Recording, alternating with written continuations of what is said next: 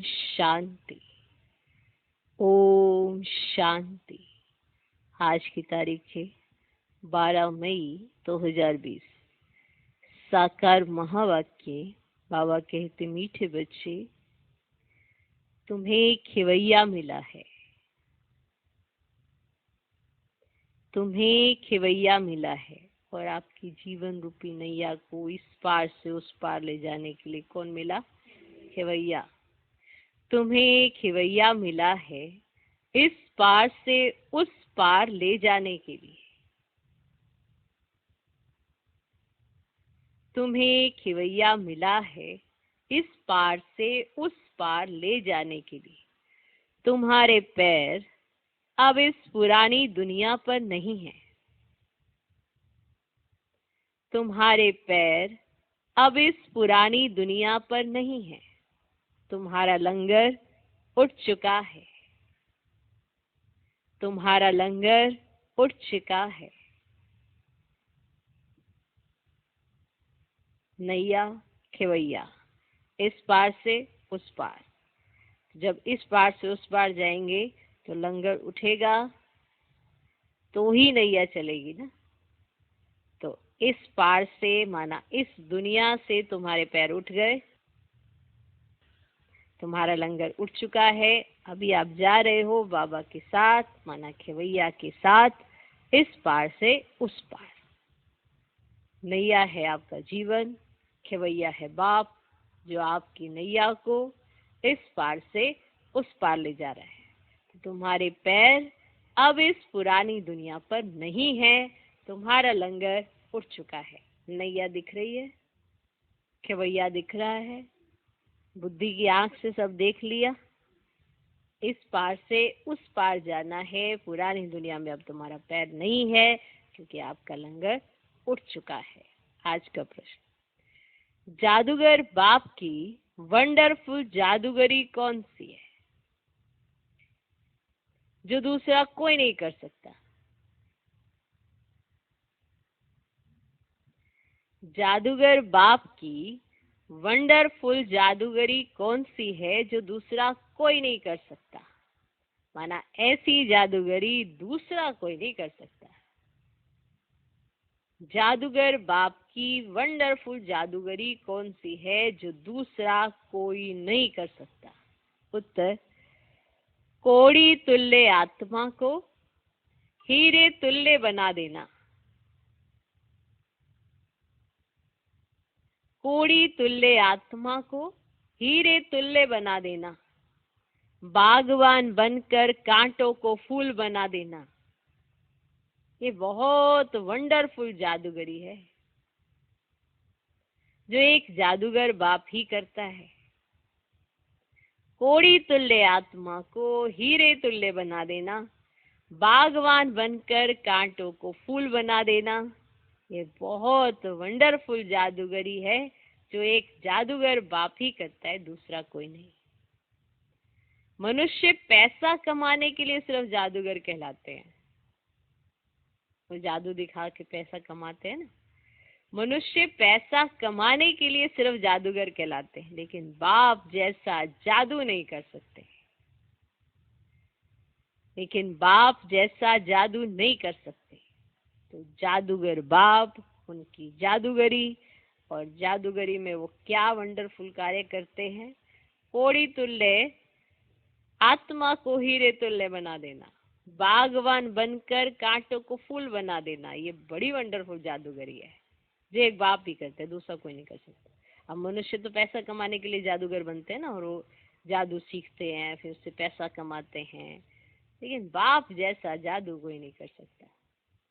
ओम शांति। सारे सृष्टि चक्र व ड्रामा में बाप एक ही बार आते हैं, और कोई सत्संग आदि में ऐसे नहीं समझते होंगे। ना वे कथा करने वाला बाप है, ना वे बच्चे हैं। वे तो वास्तव में फॉलोअर्स भी नहीं है। यहाँ तो तुम बच्चे भी हो, स्टूडेंट भी हो और फॉलोअर्स भी हो। बाप बच्चों को साथ में ले जाएंगे। बाबा जाएंगे तो फिर बच्चे भी इस छीछी दुनिया से अपनी गुल गुल दुनिया में चलकर राज्य करेंगे। ये तुम बच्चों की बुद्धि में आना चाहिए। ये तुम बच्चों की बुद्धि में आना चाहिए कि फिर हम बाबा के साथ इस छीछी दुनिया से अपनी गुल गुल वाली दुनिया में चलेंगे, फिर वहां राज्य करेंगे। तो ये तुम बच्चों की बुद्धि में आना चाहिए। इस शरीर के अंदर में जो रहने वाली आत्मा है ना, वो बहुत खुश होती है। तुम्हारी आत्मा बहुत खुश होनी चाहिए। बेहद का बाप आया हुआ है, जो सभी का बाप है। ये भी सिर्फ तुम बच्चों को समझ है, बाकी सारी दुनिया में तो सब बेसमझ ही है। बाप बैठ समझाते हैं, रावण ने तुमको कितना बेसमझ बना दिया है। बाप आकर समझदार बनाते हैं, सारे विश्व पर राज्य करने लायक इतना समझदार बनाते हैं। माने इतनी समझ दे देते हैं कि आप पूरे विश्व पर राज्य कर सके। कितना समझदार बनाते हैं।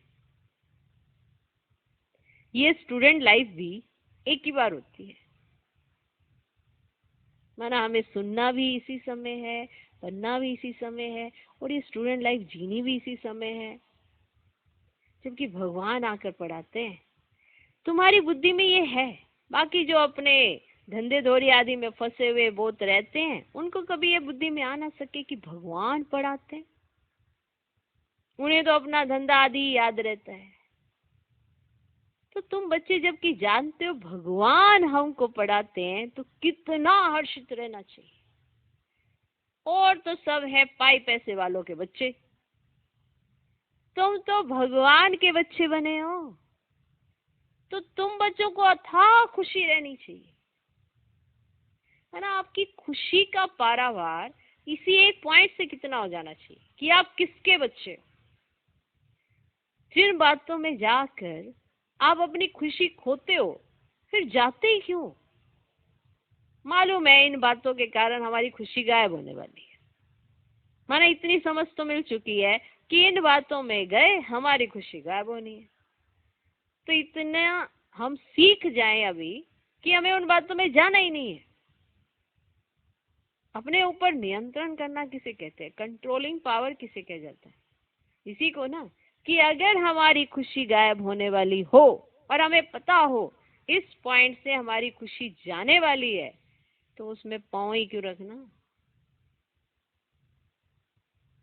उस सीन में जाना ही क्यों। क्योंकि इस समय तो सबको इतनी समझ मिली है, कहाँ मेरी खुशी गायब हो जाती है, किसके कारण। एक दो ही होते हैं, दो चार ही होते हैं, बस ज्यादा तो नहीं होते। पूरा विश्व थोड़ा आपकी खुशी लूटता है। एक दो से ही आपके हिसाब किताब होते हैं। फिर वहीं से आपको परेशानी खड़ी होती है, और वहीं जहाँ आप हिसाब किताब दे रहे हो वहीं आप परेशान होते हो। फिर पूछते हैं ऐसा क्यों हो रहा है। हिसाब किताब है, जिनके साथ हिसाब बनाया है उसके साथ ही तो जीवन पाया आपने। अगर हिसाब ही ना हो तो जीवन में उसका व्यक्तित्व क्या है, कुछ भी नहीं। एक बार बाबा ने कहा था कि अगर कोई ऐसे भी करता है, हाथ भी उठाता है, तो वो भी हिसाब किताब है। माना समझ देने के लिए ना, हर चीज का एक हिसाब किताब है। कोई आपको परेशानी के दो बोल सुना रहा है, आपकी खुशी गायब हो रही है, तो आप पूछोगे मेरी खुशी क्यों जाती है। सीधा सा उत्तर भी आता है, क्या हिसाब किताब है तुम्हारा। और यही हिसाब किताब चुप तो कैसे करना है, याद से, समझ से। अब आप याद भी करते रहेंगे तो शांति मिलती है, पर आपको समझ भी तो इमर्ज करनी पड़ेगी कि ये हिसाब किताब है। तो खुशी जाने ही क्यों देनी। तो खुशी गायब होने का कारण आप स्वयं होंगे, लेकिन अगर खुशी मर्ज करनी है तो याद रखो कि आप किसके बच्चे हो। भगवान के बच्चे बने हो, तो तुम बच्चों को अथाह खुशी रहनी चाहिए। छोटी मोटी नहीं, अथाह खुशी रहनी चाहिए। कोई तो बहुत हर्षित रहते हैं, कोई कहते हैं बाबा हमारी मुरली नहीं चलती, यह होता है वह होता है। अरे मुरली कोई मुश्किल थोड़ी ही है। जैसे भक्ति मार्ग में साधु संत आदि से कोई पूछते हैं हम ईश्वर से कैसे मिले, परंतु वे जानते ही नहीं। सिर्फ उंगली से इशारा करेंगे कि भगवान को याद करो, बस खुश हो जाते हैं। वे कौन है दुनिया में कोई भी नहीं जानते, अपने बाप को कोई भी नहीं जानते। ये ड्रामा ही ऐसा बना हुआ है। फिर भी भूल जाएंगे। ऐसे नहीं कि तुम्हारे में सभी बाप और रचना को जानते हैं, ऐसे नहीं कि तुम्हारे में भी सभी बाप और रचना को जानते हैं। कहाँ कहाँ तो चलन ऐसी चलते हैं, बात मत पूछो, मैं नशा ही उड़ जाता है। अभी तुम बच्चों का पैर पुरानी दुनिया पर जैसे कि है ही नहीं। तुम जानते हो कलयुग की दुनिया में अब पैर उठ गया है, बोट का माना नाव का लंगर उठाया हुआ है। अभी हम जा रहे हैं, बाप हमको कहाँ ले जाएंगे ये बुद्धि में है, क्योंकि बाप खेवैया भी है तो बागवान भी है, कांटों को फूल बनाते हैं। उन जैसा बागवान कोई है ही नहीं जो कांटों को फूल बना दे। ये जादूगरी कोई कम थोड़ी ही है, कम है क्या? ये जादूगरी कोई कम थोड़ी ही है। कोड़ी तुल्य आत्मा को हीरे तुल्य बनाते हैं। आजकल जादूगर बहुत निकले हैं, ये ठगों की दुनिया। बाप है सतगुरु, कहते भी हैं सतगुरु अकाल, बहुत धुन से कहते हैं।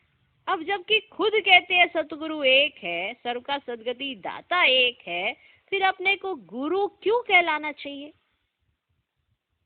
जब सबका सदगुरु एक है, फिर अपने को गुरु क्यों कहलाना चाहिए? ना वह समझते हैं, ना लोग ही वह समझते हैं। ना वह समझते हैं, ना लोग ही कुछ समझते हैं। कहते हैं सतगुरु एक है, फिर अपने को गुरु भी कहलाते हैं। तो ना तो वो जो कह रहा है वो समझते हैं, और ना ही लोग कुछ समझते हैं। इस पुरानी दुनिया में रखा ही क्या है? बच्चों को जब मालूम होता है बाबा नया घर बना रहे हैं, तो ऐसा कौन होगा जो नए घर से नफरत, पुराने घर से प्रीत रखेंगे? बुद्धि में नया घर ही याद रहता है। तुम बेहद बाप के बच्चे बने हो तो तुम्हें स्मृति रहनी चाहिए कि बाप हमारे लिए न्यू वर्ल्ड बना रहे हैं।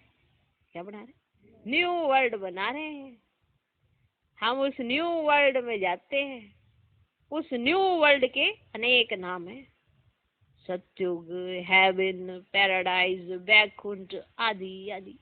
तुम्हारी बुद्धि अब पुरानी दुनिया से उठ गई है, क्योंकि पुरानी दुनिया में दुख ही दुख है। इसका नाम ही है हेल, कांटों का जंगल, रोरव नरक, कंसपुरी। इनका अर्थ भी कोई नहीं जानते, पत्थर बुद्धि है ना। भारत का देखो हाल क्या है। बाप कहते हैं इस समय सब पत्थर बुद्धि है, सत्युग में है सब पारस बुद्धि, यथा राजा रानी तथा प्रजा। यहाँ तो यही प्रजा का प्रजा पर राज्य, इसलिए सबकी स्टैंप बनाते रहते हैं। तुम बच्चों की बुद्धि में ये याद रहना चाहिए, ऊंच से ऊंच है बाप, फिर सेकंड नंबर में ऊंच कौन है? ब्रह्मा विष्णु शंकर की तो कोई ऊंचाई नहीं है। शंकर की तो पहरवाई शादी भी कैसी बनाती है। कह देते हैं वे भांग पीते, धतूरा खाते। ये तो इंसल्ट है ना, ये बातें होती ही नहीं है। ये अपने धर्म को ही भूले हुए हैं। अपने देवताओं के लिए क्या क्या कहते रहते हैं, कितनी बेइज्जती करते हैं। तब बाप कहते मेरी भी बेइज्जती, शंकर की, ब्रह्मा की भी बेइज्जती, विष्णु की बेइज्जती नहीं होती। वास्तव में गुप्त उनकी भी करते हैं, क्योंकि विष्णु ही राधे कृष्ण है। अब कृष्ण छोटा बच्चा तो महात्मा से भी ऊंच गाया जाता है। ये ब्रह्मा बाबा तो पीछे संन्यास करते हैं, वे तो छोटा बच्चा है ही पवित्र, पाप आदि को जानते ही नहीं। तो ऊंचते ऊंचे शिव बाबा फिर भी बेचारों को पता ही नहीं है कि प्रजापिता ब्रह्मा कहाँ होना चाहिए। प्रजापिता ब्रह्मा को दिखाते भी शरीरधारी है। अजमेर में उनका मंदिर है, दाढ़ी मूछ देते हैं ब्रह्मा को, इसे दाढ़ी मूछ लगा देते हैं। शंकर व विष्णु को नहीं देते दाढ़ी मूछ। तो ये समझ की बात है। प्रजापिता ब्रह्मा सूक्ष्म वतन में कैसे होगा? वह तो यहाँ होना चाहिए। इस समय ब्रह्मा की कितनी संतान है? लिखा हुआ है प्रजापिता ब्रह्मा कुमार कुमारियां कितने ढेर है। तो जरूर प्रजापिता ब्रह्मा होगा। चैतन्य है तो जरूर कुछ करते होंगे। क्या प्रजापिता ब्रह्मा सिर्फ बच्चे ही पैदा करते हैं या और भी कुछ करते हैं? भलादिदेव ब्रह्मा आदि देवी सरस्वती कहते हैं, परंतु उनका पाठ क्या है ये किसको भी पता ही नहीं है। रचता है तो जरूर यहाँ हो कर गया होगा, जरूर ब्राह्मणों को शिव बाबा ने अडॉप्ट किया होगा, नहीं तो ब्रह्मा कहाँ से आए। ये नई बातें है ना। जब तक बाप नहीं आया है तब तो कोई जान ही नहीं सकते। जिसका जो पार्ट है वही बजाते हैं। बुद्ध ने क्या पार्ट बजाया, कब आया, क्या आकर किया, कोई नहीं जानते। तुम अभी जानते हो क्या वे गुरु है, टीचर है, बाप है? नहीं, सदगति तो दे ना सके। वे तो सिर्फ अपने धर्म के रचता ठहरे, गुरु नहीं। बाप बच्चों को रचते हैं, फिर पढ़ाते हैं। बाप, टीचर, गुरु तीनों ही है। दूसरे कोई को थोड़े कहेंगे कि तुम पढ़ाओ, और कोई के पास ये नॉलेज है ही नहीं। वेद का बाप ही ज्ञान का सागर है, तो जरूर ज्ञान सुनाएंगे। बाप ने ईश्वर का राज्य भाग्य दिया था, अभी फिर से दे रहे हैं।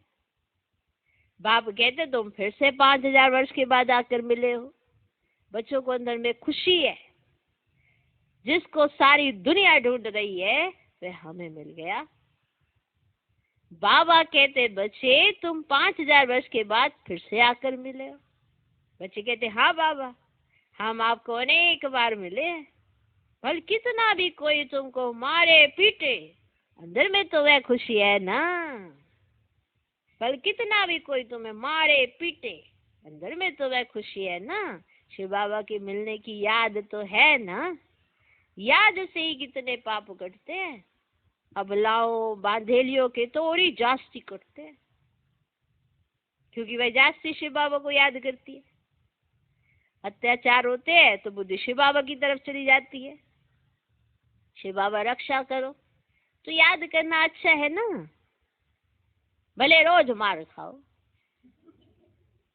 शिव बाबा को याद करेंगी या तो भलाई है ना। बाबा ऐसे नशा चढ़ा रहे बांधेलियों को भी। अगर तुम्हें पवित्रता के नाम पर मार भी खानी पड़े तो खा लो, याद तो आएगी ना मेरी। तुम्हारे जास्ती भी कर्म विनाश होंगे, तुम्हारे जास्ती पाप कटेंगे। ऐसा कहते हैं ना, शिव बाबा रक्षा करो, तो याद करना अच्छा है ना। भले रोज मार खाओ, ये प्यार है बाबा का। बाबा उनका उमंग गुस्सा बढ़ा दे। भले रोज मार खाओ, शिव बाबा को याद करेंगी या तो भलाई है ना। ऐसे मार पर तो बलिहार जाना चाहिए। ऐसी मार जो याद दिलाए बाप की, ऐसी मार पर तो बलिहार जाना चाहिए। मार पड़ती है तो याद करते हैं। कुछ होता है जीवन में, कोई कठिनाई आती है तो याद आती है ना, तो करना तो याद ही है। तो अगर कोई कठिनाई आती है तो घबराना नहीं चाहिए। ये ऐसा क्यों वैसा क्यों मत करो, याद कर रही हो, और वो याद बाप तक जा रही है, और बाप की याद तुम्हारे तक आ रही है। बाबा ऐसे नशा चलाते। मार पड़ती है तो याद करते हैं। कहते हैं गंगा जल मुख में हो, गंगा का तट हो, तब प्राण तन से निकले। तुमको जब मार मिलती है, बुद्धि में अलफ और बेयाद हो, बस बाबा कहने से वर्षा जरूर याद आएगा। ऐसा कोई भी नहीं होगा जिसको बाबा कहने से वर्षा याद ना पड़े। बाप के साथ मिल्कियत जरूर याद आएगी। तुमको भी शिव बाबा के साथ वर्षा जरूर याद आएगा। वे तो तुमको विष के लिए मार देकर शिव बाबा की याद दिलाते हैं। नाना विकारों में जाने के लिए वो तुमको मारते हैं, तो शिव बाबा की याद दिलाते हैं। तुम बाप से वर्षा पाते हो, पाप कट जाते हैं। ये भी ड्रामा में तुम्हारे लिए गुप्त कल्याण है। जैसे कहा जाता है ना, लड़ाई कल्याणकारी है, तो ये मार भी अच्छी हुई ना, है ना। बाबा उन बांधेलियों को भी नशा चढ़ाते कि जो चीज तुम्हें याद दिलाए वो तो अच्छी हुई ना, क्योंकि तुमने पवित्रता की प्रतिज्ञा की है। तुम पवित्रता के लिए मार खा सकती हो, पर पवित्रता छोड़ोगे नहीं। पवित्रता के नाम पर अगर तुम्हें मार पड़ जाए तो घबराना नहीं, तुम्हें भगवान याद कर रहा है। तो जैसे कहा जाता है लड़ाई कल्याणकारी है, तो ये मार भी अच्छी हुई ना।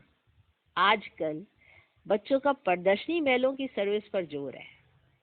नव निर्माण प्रदर्शनी के साथ साथ लिख दो गेट वे टू हेवन, दोनों अक्षर होने चाहिए। नई दुनिया कैसे स्थापन होती है, उनका एग्जीबिशन है तो मनुष्यों को सुनकर खुशी होगी। नई दुनिया कैसे स्थापन होती है उनके लिए चित्र बनाए हैं, आकर देखो। गेटवे टू न्यू वर्ल्ड, ये अक्षर भी ठीक है। ये जो लड़ाई है इनके द्वारा गेट्स खुलते हैं। गीता में भी है, भगवान आया था, आकर राजयोग सिखाया था, मनुष्य से देवता बनाया तो जरूर नई दुनिया स्थापन हुई होगी। मनुष्य कितना कोशिश करते हैं मून में जाने की, है ना, चांद पर जाने की। देखते हैं धरती ही धरती है, मनुष्य कुछ भी देखने में नहीं आते, इतना सुनाते हैं। इससे फायदा ही क्या? मानो ऊपर गए, देखा धरती ही धरती है, मनुष्य दिखाई नहीं दे रहे ऊपर से, तो इससे फायदा ही क्या? अभी तुम रियल साइलेंस में जाते हो ना, अशरीरी बनते हो, वो है साइलेंस वर्ड। तुम मौत चाहते हो, शरीर छोड़ जाना चाहते हो, बाप को भी मौत के लिए ही बुलाते हो कि आकर अपने साथ मुक्ति, जीवन मुक्ति में ले जाओ। तुम तो समझते थोड़ी है। पतित पावन आएंगे तो जैसे हम कालों के काल को बुलाते हैं, अभी तुम समझते हो बाबा आया हुआ है, कहते चलो घर, और हम घर जाते हैं। बुद्धि काम करती है ना। अब बुलाया किस लिए था? इसीलिए ना कि हम पतित हो गए, हमको पावन दुनिया में ले चलो। तो ये पतित दुनिया तो खत्म होगी ना, तो बुद्धि से काम लेना होता है। यहाँ कई बच्चे होंगे जिनकी बुद्धि धंधे आदि तरफ दौड़ती होगी। फलाना बीमार है, क्या हुआ होगा, अनेक प्रकार के संकल्प आ जाते हैं। बाप कहते हैं तुम यहाँ बैठे हो, आत्मा की बुद्धि बाप और वर्ष तरफ रहे। आत्मा ही याद करती है ना। समझो कोई का बच्चा लंदन में है, समाचार आया बीमार है, बस बुद्धि चली जाएगी। माना बैठे बाप के सामने है, परंतु बच्चा लंदन में बीमार है, तो बुद्धि चली जाएगी, फिर ज्ञान बुद्धि में बैठ न सके। माना यहाँ पे बाप सुना रहे होंगे तो सुनते हुए भी सुनाई नहीं देगा, क्योंकि बुद्धि तो है लंदन में, तो ज्ञान बुद्धि में बैठ ना सके। यहाँ बैठे भी बुद्धि में उनकी याद आती रहेगी। कोई का पति बीमार हो गया तो स्त्री के अंदर उथल पाथल होगी। अब किसी का पति बीमार हो गया तो स्त्री के अंदर उथल पाथल, बुद्धि तो जाती तो है ना, बुद्धि जाती तो है ना। तो तुम भी यहाँ बैठे सब कुछ करते, शिव बाबा को याद करते रहो। जैसे वो याद, बच्चा बीमार लंदन में, बुद्धि लंदन चली गई, बाप को सुनाए तो सुनाई नहीं देता। हाँ? पति बीमार तो अंदर स्त्री के उथल पाथल हो गई, कुछ भी सुनाई नहीं दे रहा। तो जैसे वो याद कर सकते हैं, बुद्धि जाती है ना, तो तुम भी यहाँ बैठे सब कुछ करते शिव बाबा को याद करते रहो, तो भी यहो सौभाग्य। जैसे वे पति को अथवा गुरु को याद करते हैं, तुम बाप को याद करो। तुम्हें अपना एक मिनट भी वेस्ट नहीं करना चाहिए, तुम्हें अपना एक मिनट भी वेस्ट नहीं करना चाहिए। बाप को जितना याद करेंगे तो सर्विस करने में भी बाप ही याद आएगा। माने जितनी याद तुम्हारी बढ़ जाएगी, तो अगर आप सर्विस भी करोगे ना तो भी बाप ही याद आएगा। बाबा ने कहा है मेरे भक्तों को समझाओ, ये किसने कहा? शिव बाबा ने। कृष्ण के भक्तों को क्या समझाएंगे? उनको कहो कृष्ण नई दुनिया स्थापन कर रहे हैं, मानेंगे? क्रिएटर तो गॉड फादर है, कृष्ण थोड़ा ही है। परम पिता परमात्मा ही पुरानी दुनिया को नहीं बना रहे हैं, ये मानेंगे भी। अब ये कहेंगे श्री कृष्ण स्थापना करे, ये तो कोई नहीं मानेंगे। पर परम पिता परमात्मा ही पुरानी दुनिया को नहीं बना रहे हैं, ये मानेंगे भी। नई सो पुरानी, पुरानी सो फिर नई होती है। सिर्फ टाइम बहुत दे देने से मनुष्य घोर अंधेरे में है। तुम्हारे लिए तो अब हथेली पर भविष्य है। बाप कहते हैं मैं तुमको उस स्वर्ग का मालिक बनाने आया हूं, बनोगे? वाह, क्यों नहीं बनेंगे? अच्छा मुझे याद करो, पवित्र बनो। अच्छा मुझे याद करो, पवित्र बनो। याद से ही पाप भस्म हो जाएंगे।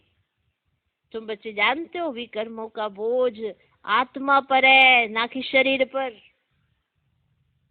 अगर शरीर पर बोझा होता है ना, तो जब शरीर को जला देते हैं ना, तो उसके साथ पाप भी जल जाते हैं। आत्मा तो है ही अविनाशी, उसमें सिर्फ खाद पड़ती है।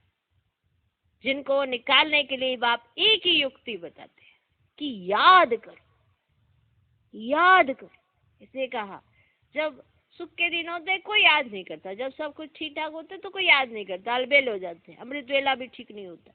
जैसी कोई कठिनाई आती है तो आंख से नींद ही उड़ जाती है, तो दुख आना फिर अच्छी बात हो गई ना। कोई भी समस्या आई तुम्हारी याद तो बढ़ेगी। समस्या की तरफ ध्यान ना दो, ध्यान दो उस समस्या ने याद की तरफ अटेंशन खिंचवाया। याद कम है तुम्हारी, इसलिए तुम्हें कोई भी बात बहुत जल्दी पिंच हो जाती है। याद अच्छी होगी तो ज्ञान भी बुद्धि में आएगा, हर चीज ऑटोमेटिकली सहज होती जाएगी, विकर्म विनाश हो जाएंगे तुम्हारे, तो किसी भी चीज का बोझा तुम्हारे ऊपर रहेगा नहीं। तो याद करो, पति से पावन बनने की युक्ति कैसी अच्छी है। मंदिर बनाने वाले, शिव की पूजा करने वाले भी भक्त है ना, पुजारी को कभी पूज्य कह ना सके। अच्छा, मीठे मीठे सीख लदे बच्चों प्रति माता पिता बाप दादा का याद, प्यार और गुड मॉर्निंग। रूहानी बाप की रूहानी बच्चों को नमस्ते। हम रूहानी बच्चों की भी रूहानी बाप को नमस्ते नमस्ते नमस्ते। Good morning good morning good morning. धारणा के लिए मुख्य सार, पहला पॉइंट, जिसे सारी दुनिया ढूंढ रही है, जिसे सारी दुनिया ढूंढ रही है वह बाबा हमें मिल गया। इसी खुशी में रहना है। याद से ही पाप कटते हैं, इसलिए किसी भी परिस्थिति में बाप और वर्षे को याद करना है। किसी भी परिस्थिति में याद से ही पाप कटते हैं। एक तो याद में इजी मत बनो जिसकी वजह से माया को चांस मिल जाता है। याद में इजी हो जाते हो फिर परेशान हो जाते हो। अमृत वेला हुआ नहीं, क्यों नहीं हुआ? अमृत वेला ही तो ताकत देगा तुम्हें, इसलिए फिर सारा दिन कुछ ना कुछ चलता रहता है। याद की कमी के कारण वायुमंडल खराब होता है। याद से ही पाप कटते हैं, इसलिए किसी भी परिस्थिति में बाप और वर्षे को याद करना है। 1 मिनट भी अपना समय वेस्ट नहीं करना है। 1 मिनट भी अपना समय वेस्ट नहीं करना है। 1 मिनट भी अपना समय वेस्ट नहीं करना है। तो जिसे सारी दुनिया ढूंढ रही है वह बाबा हमें मिल गया, इसी खुशी में रहना है। याद से ही पाप कटते हैं, इसलिए किसी भी परिस्थिति में बाप और वर्षे को याद करना है। 1 मिनट भी अपना समय वेस्ट नहीं करना है। दूसरा पॉइंट, इस पुरानी दुनिया से बुद्धि का लंगर उठा देना है। माना बुद्धि फंसी ना हो पुरानी दुनिया में, उसे कहते हैं लंगर उठा देना। इस पुरानी दुनिया से बुद्धि का लंगर उठा देना है। नैया को बांधने वाला वो जो होता है ना, वो जिसमें ऐसे गाढ़ा होता है उधर की तरफ, जिससे नैया किनारे पे लगी रहती है, उसे कहते हैं लंगर। इस पुरानी दुनिया से बुद्धि का लंगर उठा देना है। बाबा हमारे लिए नया घर बना रहे, बाबा हमारे लिए नया घर बना रहे। यह है रौरव नर्क कंसपुरी, हम जाते हैं बैकुंठपुरी में। सदा इस स्मृति में रहना है। बाबा हमारे लिए नया घर बना रहे, यह है रौरव नर्क कंसपुरी, हम जाते बैकुंठपुरी में। सदा इस स्मृति में रहना है। आज का वरदान, चलते फिरते फरिश्ते स्वरूप का साक्षात्कार कराने वाले, चलते फिरते फरिश्ते स्वरूप का साक्षात्कार कराने वाले साक्षात्कार मूर्त भव। जैसे शुरू में चलते फिरते ब्रह्मा गुम होकर श्री कृष्ण दिखाई देते थे, इसी साक्षात्कार ने सब कुछ छुड़ा दिया। माना जिसने श्री कृष्ण का साक्षात्कार कर लिया था तो वो सब कुछ छोड़ देता था। इसी साक्षात्कार ने सब कुछ छुड़ा दिया। ऐसे साक्षात्कार द्वारा अभी भी सेवा हो। जब साक्षात्कार से प्राप्ति होगी तो बनने के बिना रह नहीं सकेंगे। इसलिए चलते फिरते फरिश्ते स्वरूप का साक्षात्कार करो। भाषण वाले बहुत है, लेकिन आप भाषणा देने वाले बनो। है ना, भाषण करने कराने वाले तो बहुत है, बहुत है, पर आप भाषणा देने वाले बनो। है ना, जो फरिश्ता स्वरूप है, जो देवताई स्वरूप है, वो आपके जीवन से दिखाई देना चाहिए, उसका साक्षात्कार होना चाहिए। भाषण करने वाले कराने वाले तो बहुत है, भाषण वाले बहुत है, लेकिन आप भाषणा देने वाले बनो, तब समझेंगे ये अल्लाह लोग हैं, तब समझेंगे ये अल्लाह लोग हैं।